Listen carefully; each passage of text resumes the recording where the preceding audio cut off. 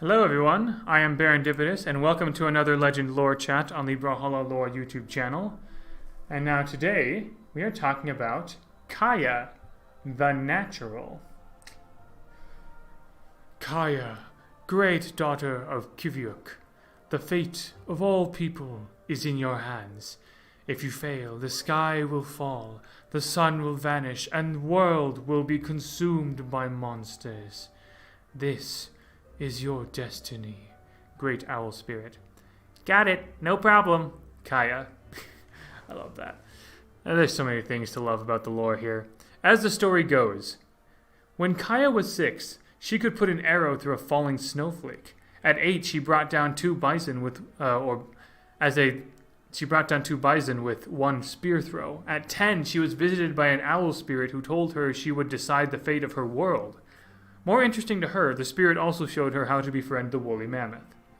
Atop her great mammoth, Blue, Kaya became the beloved icon of her tribe, the people of the lights. Kaya and Blue stalked every corner of the frozen tundra, finding adventure and amassing a huge supply of lost mittens. In Kaya's 14th year, the Ice Titans, thought to be only a legend, brutally attacked Kaya's village. The Titans pillaged or destroyed every store of food, skin, or kayak. Though still a child, Kaya and Blue led her people through the northern lights, straight into the heart of Yotenheim. In the Titan homeland, Kaya fought with the reckless bravery and tactical brilliance of one far beyond her years. The Valkyrie Hypernia saw Kaya's unconquerable heart, and offered her a place in the warrior's heaven. In Valhalla, Kaya rejoiced in exploring the strange world of Asgard with her best friend, Hypernia's young daughter, Brynn.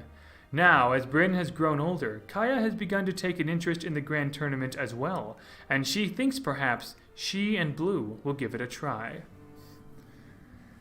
The connections. There's a few. Dusk had to make it clear to Kaya that his use of elf magic will not result in free cookies or presents. She probably thought that because he is an elf or something. But why wouldn't she say that to Ember, though, I guess? Well, I know practically why, because Kaya came after Ember. Ember's lores are already written by the time Kaya came around, so the next elf would be Dusk. Anyway, maybe Kaya just wanted to ruffle Dusk's feathers or something. Anyway, Wu Xiang says that Jiro is hiding behind the grand tapestry in the Great Hall as a part of the yearly hide-and-seek tournament with Kaya and Caspian. And finally, Rayman is especially good friends with Kaya. Not entirely sure why, but I think they're both probably just really happy, excited people. So, a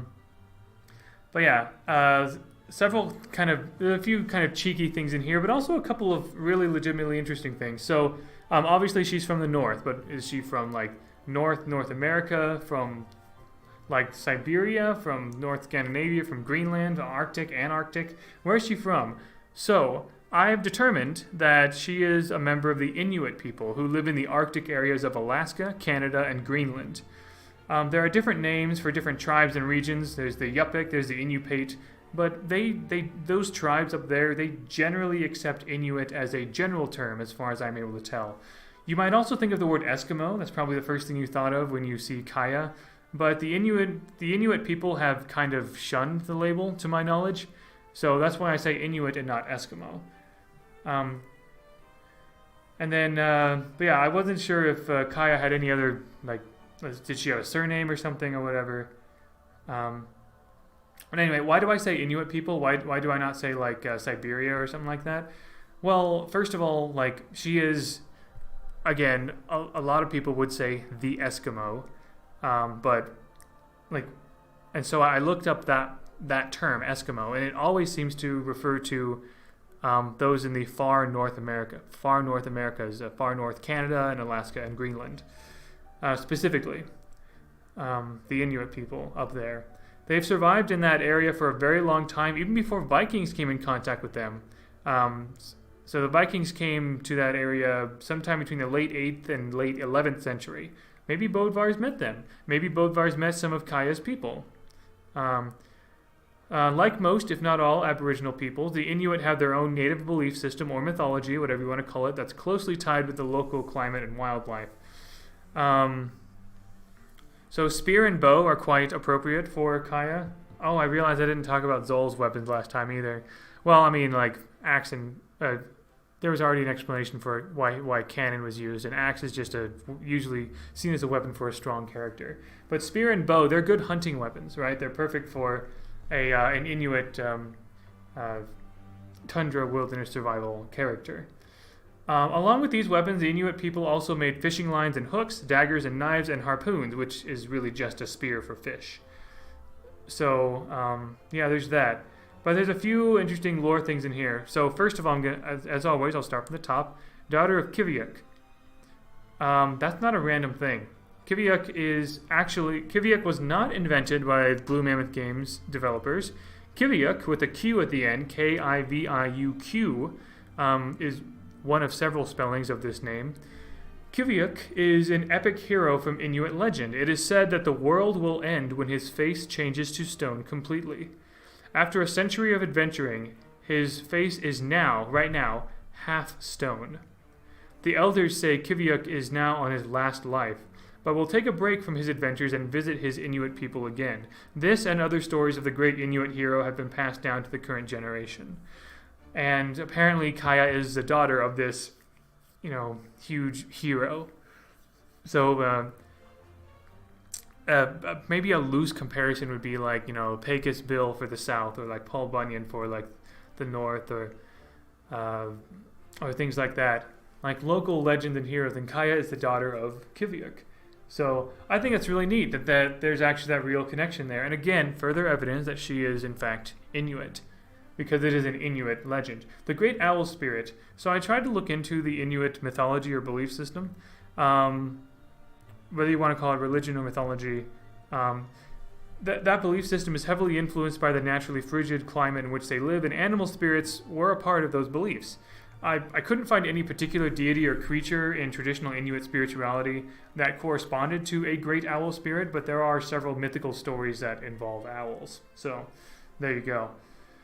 Her mammoth's name is Blue. That is... They could not pass that up, right? Blue Mammoth Games, the developer, could not possibly pass up an opportunity to name a mammoth Blue, right? So I just think that's just perfect and great. But yeah, by the way, in case you didn't know, Brawlhalla is not the only game developed by Blue Mammoth Games. They also made Dungeon Blitz. If you go to the actual Blue Mammoth Games website, not the Brawlhalla website, but the Blue Mammoth Games website, you'll find links to information about Dungeon Blitz as well. Blue Mammoth Games, by the way, is based in Atlanta, Georgia, in the U.S., in case you didn't know that. And also there is the Mammoth Sidekick cosmetic item. I'll show that in a minute. People of the Lights. Also I noticed atop her great mammoth Blue, Kaya became the beloved icon of her tribe. Is that a cheeky reference to the fact that a blue mammoth is the icon of Blue Mammoth Games? Anyway, so there doesn't seem to be a real world parallel to, I didn't see anyone else called the People of the Lights. There is a title for the Inuit tribes that live in the far north. By lights, I assume the title refers to the Northern Lights or the Aurora Borealis, right? The people of the Northern Lights. So there's that. Ice Titans. So again, giants and titans have showed up several times. These apparently come from Yotenheim, which is one of the 9 worlds in the Norse cosmology. Yotenheim is a cold place. Let me just go to my page about that. So the name Jotunheimer in Old Norse means world of the giants. In this case, it's the ice giants, since there are fire giants in another world called Muspelheim. So Jotunheimer is also has another name called Utgard, which means beyond the fence, meaning it's beyond the realm of the orderly and civilized. So several significant events happens in Jotunheim in Norse mythology, including that one time Thor lost his hammer, or that time Thor was outwitted by the local giants, or when Odin sacrificed his eye for unmatched wisdom. So a lot of important things happen in Jotunheim in Norse mythology. And I guess, apparently, in order for the people of the lights to get there, they had to walk through the Northern Lights to get in there. But yeah, Northern Lights, obviously, referring to the Aurora Borealis. If my internet can load what's going on here. I can't seem... See, when I do these episodes, I have the lore page open on my phone so that I can have my computer screen available for recording and playing and everything. And so I click on the links on my own lore site, and apparently, oh, there we go. It was just being very slow. But yeah, beautiful display of swirling colors in the skies of the Earth's tundra. So what causes these? A lot of you might already know this, but or maybe you forgot. Basically, it's a result of gaseous particles released from the sun crashing into the Earth's atmosphere. Different gases produce different colors. If you've seen fireworks, most if not all of you have seen fireworks. The reason why fireworks are different colors is because it's different chemicals or different elements that are being exploded. Certain elements produce certain colors. Certain gases produce certain colors, and so. Because of the angle of the Earth's tilt and the angle in which these gaseous particles hit the Earth's atmosphere, these collisions generally only occur around the north and south poles because of the way, again, the Earth is tilted. Such lights that occur near the northern hemisphere are called aurora borealis, while the lights in the south hemisphere are called the aurora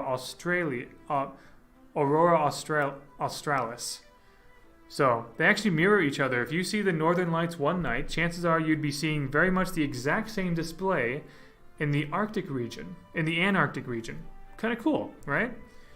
But yeah, whether the northern lights is actually known in mythologies as the pathway to Yotenheim is not confirmed, but Norse people did believe the northern lights was actually the Bifrost, a rainbow bridge that connects Midgard to Valhalla. If you've ever wondered why on Earth there's a rainbow bridge, or as some people like to say, a rainbow road from the Bifrost to Valhalla, that's because the Norse people, the Norse people thought that the colorful northern lights was the rainbow bridge to Valhalla, like just out of reach for them, basically, unless they were invited to walk upon it or something. So that's kind of cool.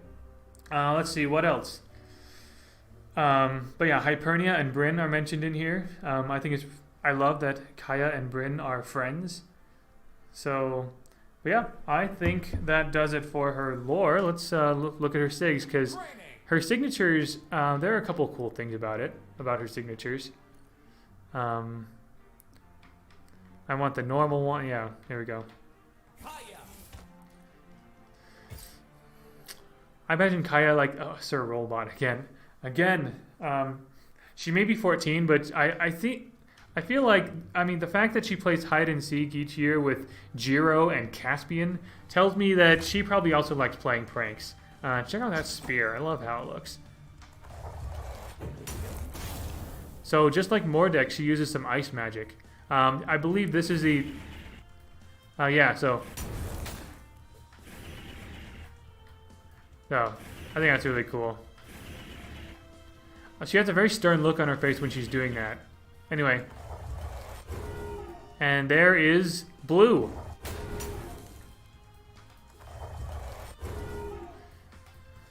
Or maybe like the spirit of Blue or something. There's some Inuit designs you can see kind of in the sort of earrings of Blue, which I think is really cool. Alright, Bow. And there, I imagine that might be the Great Owl Spirit, I wonder.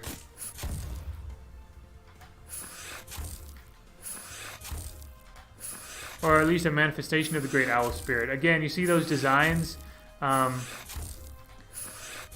very much indicative of some of the Inuit tribes, northern Canada, designs of like totems and drawings and things like that. I wonder where she learned ice magic. Maybe just either because she's the daughter of Kiviak, or maybe the Great Owl Spirit granted it to her. In any case,